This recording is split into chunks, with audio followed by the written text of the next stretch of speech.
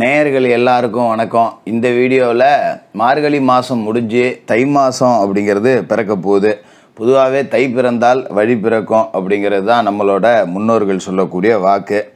அப்போ நம்மளோட நேயர்கள் எல்லாருக்கும் இந்த தை மாதத்தில் ஏதாவது நல்லது நடக்குமா, நிறைய எதிர்பார்ப்புகள் அப்படிங்கிறது இருக்கும். ஏன்னா இப்போ தான் வருடம் பிறந்திருக்கு, நிறைய வருட கிரகங்களோட மாற்றம் அப்படிங்கிறது நடந்திருக்கு. சனி பகவான் பயிற்சி ஆகிருக்காரு, குரு பகவான் வக்கர நிவர்த்தி ஆகிருக்காரு, இப்படி நிறைய நன்மைகள் அப்படிங்கிறது நடந்திருக்கு. அப்போ நம்மளோட ராசி பலனுக்கு ஏதாவது மாற்றம் வருமா, வாழ்க்கையில் கடனை அடைக்கலாமா, கல்யாணம் பண்ணலாமா, வீடு கட்டலாமா, நல்ல வேலை கிடைக்குமா, இந்த மாதிரி ஏகப்பட்ட செய்திகள் அப்படிங்கிறது எதிர்பார்த்துக்கிட்டு உட்காந்துருப்பீங்க. இது எல்லாம் இந்த தையில் நிறைவேறுமா அப்படிங்கிற எதிர்பார்ப்போட வீடியோக்குள்ளே வருவீங்க. அப்போ இந்த தை மாதத்துக்கு உண்டான கிரக நிலைகள் அப்படின்னு பார்த்தீங்கன்னா, சூரிய பகவான் மகர ராசியில் தன்னோட பகை வீட்டில் இருக்கிற மாதம் தான் இந்த தை மாதம் அப்படிங்கிறது. இதே மாதத்தில் செவ்வாய் தனுசு ராசியில் இருந்துட்டு தை மாதம் 21 மகர ராசிக்கு போகிறாரு. புதன் தனுசு ராசியில் இருந்துக்கிட்டு தை மாதம் 13 மகர ராசிக்கு போகிறாரு. சுக்கிரன் தை மாதம் 5 தனுசு ராசிக்கு போகிறாரு. குரு பகவான் மேச ராசியில் பலம் அடைஞ்சிருக்காரு. சனி பகவான் தன்னோட சொந்த வீடான கும்பராசியில் ஆட்சி பெற்று உட்காந்துருக்காரு. ராகு குரு பகவானோட வீடான மீனராசிலையும், கேது புதன் பகவானோட வீடான கன்னி ராசிலையும் இருக்காங்க. இதான் இந்த மாதத்துக்கு உண்டான கிரக நிலைகள் மற்றும் ராசி மாற்றங்கள் அப்படிங்கிறது.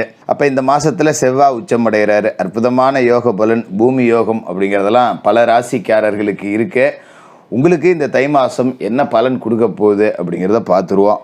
மகர ராசி நேயர்களே, உங்களுக்கு இந்த தை மாதம் எப்படி இருக்குது அப்படின்னு பார்த்தோம்னா, கொஞ்சம் பயம் அப்படிங்கிறத அப்படி புறந்தள்ளிட்டீங்க அப்படின்னா ஒரு உச்சத்தை தொடக்கூடிய மாதமாக இருக்க போகுது. ஏன்னா பொதுவாகவே மகர ராசிக்காரர்கள் கொஞ்சம் பயம்னா என்னன்னு தெரியாத நபர்களாக தான் இருப்பாங்க. அப்படியே எது வந்தாலும் பார்த்துக்கலான்டா அப்படிங்கிற மாதிரி ஆளுங்க. லேசாக சின்ன சின்ன பயம் வந்தால் கூட அதை உள்ளுக்குள்ளே வச்சுக்கிட்டு வெளியே காட்ட மாட்டாங்க. சரி வரட்டும் பார்த்துக்குவோம் அப்படிங்கிற மாதிரி ஒரு ஆளுங்க. எப்பேற்பட்ட பிரச்சனைக்கும் மனசை விட்டு கொடுக்காத ஒரு நபர்களாக இருப்பீங்க. அப்படிப்பட்ட உங்களுக்கு இந்த தை மாதத்துக்கு உண்டான கிரக நிலைகள் அப்படின்னு பார்த்தீங்கன்னா, ஏகப்பட்ட கிரகங்கள் உங்களோட ராசியில் இருக்குது.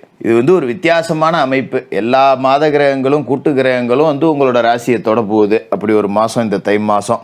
அப்படிப்பட்ட இந்த மாதத்தில் உங்களோட ராசிக்கு அதிபதியான சனி பகவான் உங்களோட ராசிக்கு 2வது வீட்டில் தனசனியாக இருக்கார். அப்படிங்கிறதால காசு பணத்துக்கு பஞ்சம் இல்லை. ஏழரை சனி, கடைசி கட்டம், பாத சனி, குடும்ப சனி, தனசனி, வாக்கு சனி அப்படின்னு இருந்தாலும் மனக்கவலைகள் அப்படிங்கிறத எல்லாத்தையுமே மறக்க செய்யக்கூடிய ஒரு மாசமாக இருக்கும். சுப செலவுகள் அப்படிங்கிறது வரதான் செய்யும். ஏதோ ஒரு ரூபத்தில் சுப செலவுகள் வரும். தொழில் வியாபாரத்தில் இருந்த குறுக்கீடுகள் எல்லாமே நீங்கிரும். நல்லது தான், மனசு ஃபுல்லாக நிறைஞ்சிருக்கும். எதை பற்றி நீங்கள் யோசிக்கவே மாட்டீங்க.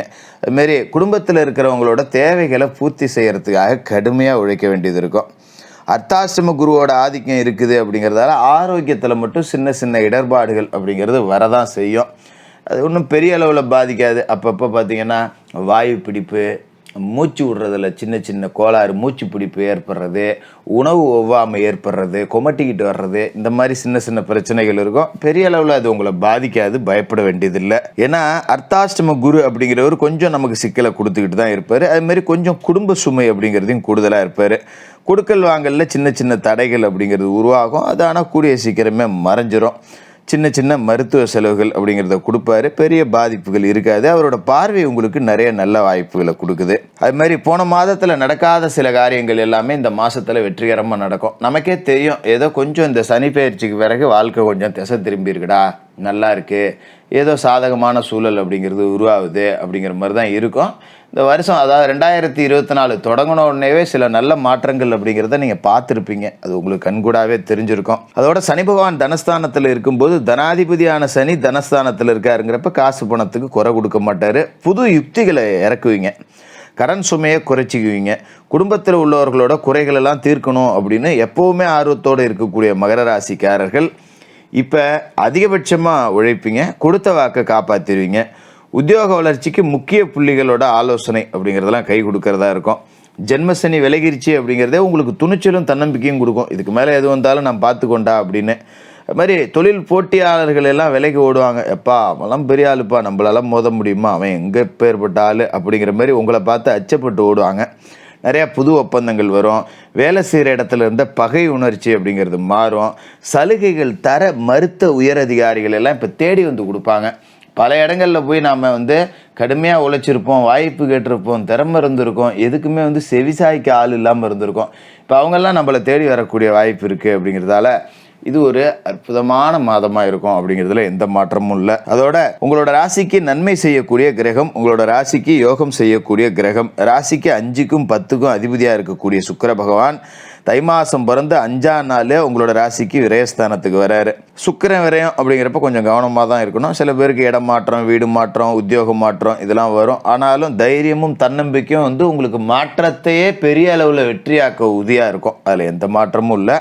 வேலை செய்யக்கூடிய இடத்துல சக பணியாளர்களால் சின்ன சின்ன பிரச்சனைகள் அப்படிங்கிறது வந்தாலும் அது மற்றவர்களுக்கு தான் பாதிப்பே தவிர உங்களுக்கு பாதிப்பு கிடையாது. என்ன வந்தாலும் பார்த்துக்கலாம், தயாராக இருங்க அப்படின்னு சொல்லிட்டு புறப்படுங்க, அதான் நல்லது. அதோட ஜனவரி மாதம் 27ஆம் தேதி மகர ராசியான உங்களோட ராசிக்கே புதன் வராரு. இங்கே இருக்கக்கூடிய சூரியனோட சேர்ந்துக்கிட்டு புத ஆதித்ய யோகம் அப்படிங்கிறத கொடுக்குறாரு. அப்போ வேலை இல்லாதவங்களுக்கெல்லாம் வேலை கிடைக்கும். படித்து முடிச்சுட்டு வேலை இல்லை, ஊர் சுற்றிக்கிட்டு இருக்கேன், வீட்டில் தெண்டை சோறுன்னு சுற்றுறாங்க, திட்டுறாங்க, என் கூட சேர்ந்தவங்களாம் எல்லாம் வேலைக்கு போயிட்டான், துணைக்கு ஆள் இல்லாமல் பொழுது போகாமல் கூட நான் சுற்றிக்கிட்டு இருக்கேன். இப்படி இருக்கிற சூழல் தான். இது எல்லாமே மாறும். ஏதோ ஒரு ரூபத்தில் வேலை கிடைச்சிடும். அதுமாரி படித்த வேலை கிடைக்கலையே, வேறு இடத்துல வேலை பார்க்குறமே அப்படின்னு ஒரு மனக்கவலையோடு வேலை பார்த்துக்கிட்டு இருந்தவங்களுக்கு கூட படிப்பு சார்ந்த வேலை அப்படிங்கிறது கிடைச்சிடும். கவலைப்பட வேண்டியதில்லை. அதுமாரி கட்டிடப்பணி ஏதாவது செஞ்சு பாதியில் நின்றுருச்சு அப்படின்னா அதை இப்போ நீங்கள் தொடர்ச்சியாக நடத்தலாம். நல்லது தான் நிறையா நடக்கும். பூர்வீக சொத்து பிரச்சனை ஏதாவது இருந்ததுன்னா அது இப்போ நல்லபடியாக முடியும். வழக்குகள் ஏதாவது இருந்ததுன்னா அது சாதகமாக மாறும். பழைய வண்டி வாகனம் எதாவது இருந்தால் கொடுத்துட்டு புது வண்டி வாங்குவீங்க. அது பெட்ரோல் கொடுக்கல, அடிக்கடி ரிப்பேர் ஆகுது, இதை நம்பி ஒரு வெளியூருக்கு போக முடியல, இந்த மாதிரி மாற்றுறதுக்கு ஒரு வாய்ப்பு கிடைக்கலையே அப்படின்னு இருந்தவங்களாம் இந்த பழைய வண்டி வாகனத்தை போட்டுட்டு புது வண்டி வாகனம் வாங்கக்கூடிய யோகம் அப்படிங்கிறது இந்த காலகட்டத்தில் இருக்குது. அதோட பிப்ரவரி 4ஆம் தேதி மகர ராசியான உங்களோட ராசிக்கே செவ்வாய் வராரு. லாபஸ்தானத்துக்கு அதிபதி செவ்வாய் உங்கள் ராசிக்கு வந்து உச்சமடைய போகிறாரு. கொடுக்கல் வாங்கல்லாம் இதுக்கு மேலே தான் ஒழுங்காகும். தெய்வ பிரார்த்தனைகள்லாம் நிறைவேற்றுவீங்க. திட்டமிட்ட பல காரியங்களை நண்பர்களோட ஒத்துழைப்போடு செய்வீங்க. பொருளாதாரத்தில் ஒரு பெரிய நிறைவு வரும். புது தொழில் தொடங்கலாமா அப்படிங்கிற சிந்தனை கூட இந்த காலகட்டத்தில் வரும். இது எல்லாத்தையுமே நீங்கள் திட்டமிட்டு செஞ்சீங்க அப்படின்னா பெரிய அளவில் சாதனை படைக்கக்கூடிய காலகட்டமாக இருக்குது. பொது வாழ்க்கையில் இருக்கிறவங்களுக்கு சந்தர்ப்பங்கள் எல்லாமே சாதகமாக அமையும். நீங்கள் எதை தேடி அலைஞ்சிங்களோ அது உங்களை தேடி வரும். வியாபாரம் தொழில் செய்கிறவங்களுக்கு மாற்று இனத்தவர்களோட ஒத்துழைப்பு கிடைக்கும். உத்தியோகஸ்தர்களுக்கு கேட்ட சலுகைகளை மேல்மட்டத்தில் உள்ள அதிகாரிகள் வழங்குவாங்க. பரவாயில்ல, இவனை நம்பி நாம் ஒரு பொறுப்பை ஒப்படைச்சோம், அவன் சரியாக செய்கிறான், அப்போ இவனுக்கு நாம் ஒரு அங்கீகாரம் கொடுக்கணும் அப்படிங்கிற இடத்துக்கு மேல்மட்ட அதிகாரிகள் வருவாங்க. அதுமாரி கலைத்துறையில் இருக்கக்கூடியவர்கள் எல்லாமே சாதனை படைக்கக்கூடிய வாய்ப்பு கிடைக்கும். அதாவது திறமை இருந்தும் வாய்ப்பு இல்லை கிடைச்ச வாய்ப்பை நானாகவே கோட்டை விட்டுட்டேன், இந்த மாதிரி புலம்பிக்கிட்டு இருந்தவங்க எல்லாத்துக்கும் மறுபடியும் ஒரு வாய்ப்பு கிடைக்கும். இதை சரியாக பயன்படுத்திக்கிட்டீங்க அப்படின்னா உங்கள் வாழ்க்கையில் செட்டில் ஆகிடலாம். அப்படி ஒரு அற்புதமான மாதமாக இருக்குது. இருந்தாலும் ராகு வந்து உங்களுக்கு தைரிய வீரிய ஸ்தானத்தில் இருக்கார். அப்படிங்கும்போது அதீத தைரியத்தை கொடுப்பாரு. எது வந்தாலும் பார்த்துக்கலாண்டா அப்படின்னு. அந்த அதீத தைரியமும் கூட கொஞ்சம் ஆபத்து அப்படிங்கிறத உணரணும். சில விஷயத்தில் நாம் கொஞ்சம் ஓவராக போகிறோமோ அப்படிங்கிற மாதிரி இடத்தெல்லாம் அடக்கி வாசிக்கிறது நல்லது. அதுமாரி அர்த்தாஷ்டம குருவோட ஆதிக்கமும் சனி பகவான் 7.5 சனியில் கடைசி பாதத்தில் இருக்கார் அப்படிங்கிறதையும் மறந்துடக்கூடாது. அப்போ விநாயக பெருமான் வழிபாடு செய்யணும் தினமும்.